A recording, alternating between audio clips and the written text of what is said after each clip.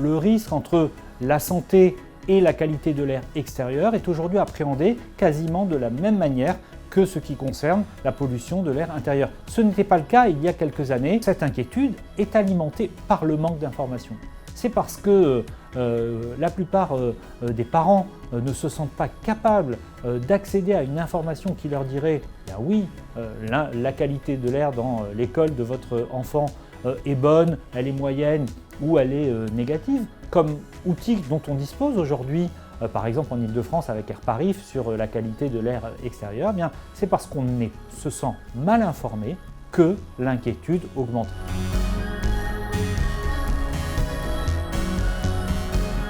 On observe bien sûr une inquiétude plus forte dans les grandes villes, en Ile-de-France, mais c'est vrai que cette sensibilisation à la question de l'air intérieur, elle est aujourd'hui partagée assez largement.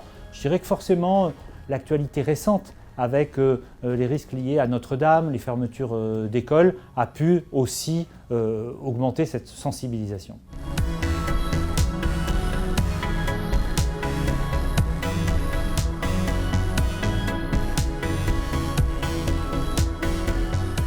Ce que l'on observe en parallèle de la montée des préoccupations environnementales, c'est l'urgence à agir sur ce sujet comme sur d'autres. Mais c'est très frappant, une partie de l'opinion réclame des actes et d'ailleurs il y a parfois des attentes très fortes, que ce soit vis-à-vis des décideurs nationaux, des décideurs locaux et nul doute que ce sujet sera au cœur par exemple des campagnes des élections municipales.